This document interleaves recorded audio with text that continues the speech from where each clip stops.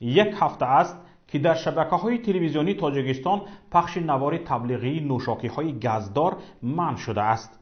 از جمله نوشاکی‌های کوکاکولا که رکلامش در تمام دنیا بر رسانه‌ها درآمدی خوب می‌آورد.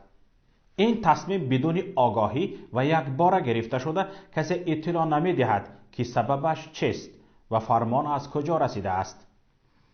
در شبکه‌های تلویزیونی از سبب چنین تصمیم اظهار بیخبری می‌کنند و تنها گفته می‌شود که به فرمان کمیته تلویزیون و رادیوی نزد حکومت جمهوری رکلام کوکاکولا بازداشته شده است.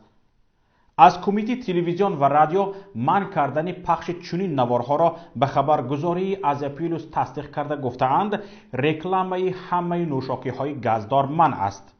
رکلام نوشاکی‌های ضررآور و محصولات بی سرتیفیکت مطابقت، همچنین رکلام نوشاکی‌های سپریتی در تلویزیون منع شده است.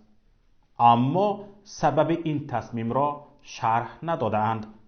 خود رکلام دهندگان هم از سبب منع تبلیغ محصولاتشان بیخبرند و به مکتوب‌هایشان تا حال جواب از کمیته تلویزیون و رادیو نگرفتند. تبلیغ نوشاکی‌های کوکاکولا حتی در برنامه‌هایی که این شرکت سرپرستی می‌کند ممنوع شده است. کسی سبب این تصمیم تعجیلی مقامات را بدون هیچ شرحی از طرف آنها نمی‌فهمد. برخی آن را به اقدام اخیری حکومت در مبارزه با فربه‌شوی ربط می‌دهند. این مسئله حتی در مجلس حکومت بررسی شد و رئیس جمهور با آن دخل کرد. اما چرا نوشاکی‌های سپرتی را منع کردند؟ باز به خاطر بیزنس اویله. طبق اطلاع منبع پیام، منع تبلیغ نوشاکی‌های گازدار و سپرتی به آغاز کار کارخانه استحصال نوشاکی‌های سیام بستگی مستقیم دارد. این کارخانه روز 27 آگوست شروع به فعالیت کرد و رئیس جمهور امام علی رحمان با قایچی‌اش در مراسم افتتاحی آن شرکت نمود. شرکت سیام به هلدینگ اوستا گروه و آن به برادران میرزایف‌ها متعلق است. این شرکت که ظاهراً به عائله تعلق ندارد با سرعت رشد می‌کند و مانع‌ها را از راهش دور می‌سازد. میرزایف‌ها غیر رسمی کل بیزنس داروخانه را انحصاری کردند.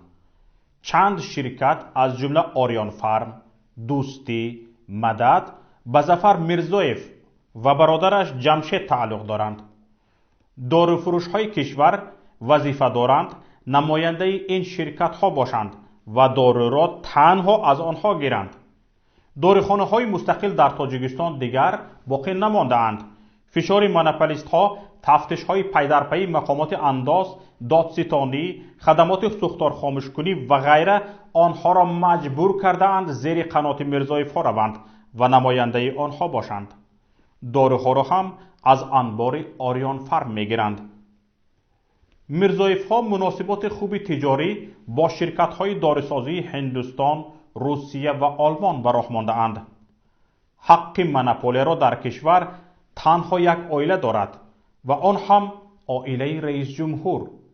از کجا میرزایف‌ها این حق را پیدا کرده‌اند و با سرعت پیش می‌روند؟ در اصل اوستا گروه و تمام بیزنس آنها تنها 30% به خودشان تعلق دارد. 70% آن مال رستم امام علی است. در همه پیشروی‌های بیزنس میرزایف‌ها دست شهردار دوشنبه دیده می شود. این است که آنها توانستند یا انیق‌تر کرده گوییم رستم امام علی توانسته است یکی از سردرآمدترین بیزنس ها در جهان داروفروشی در تاجیکستان را مونوپولی خود سازند. خورشید میرزایف یکی از برادران میرزایف ها همسینف و دوست رستم امام علی است و روابط تنگاتنگ میرزایف ها با رستم امام علی توسط خورشید تامین شده است. حال حاضر خورشید میرزایف رسما به کارهای جمعیتی مشغول می باشد و در وظیفه نایب اول پرزیدنت فدراسیون فوتبال و دبیر کل آن فعالیت می کند. هرچند خورشید حلقه وصل کننده عائله آنها با رستم امام علی است، به تجارت برادرانش مشغولند. برادر کلانی او ظفر میرزایف رسما یک منصبک عادی رهبری فدراسیون شахمات تاجیکستان را اشغال کرده است. هرچند شهروند تایلند است، این امر نه در گرفتن وظیفه و نه در انحصاری کردن یک تجارت کلان در تاجیکستان برایش مانعی ایجاد نکرده است.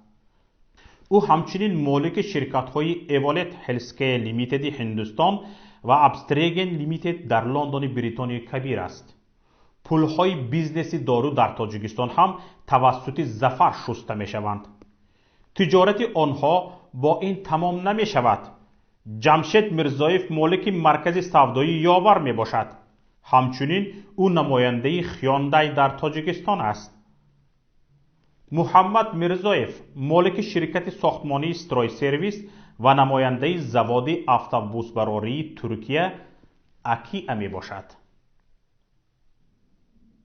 برادر دیگری آنها الهام میرزایف مالک شرکت‌های ابستریگن هالدینگ لیمیتد و سپی مدیکال التدی تاجیکستان است و در دو شرکت فوق الزرق ایوالت هلسکیر لیمیتد هندوستان و ابستریگن لیمیتد سهم دارد.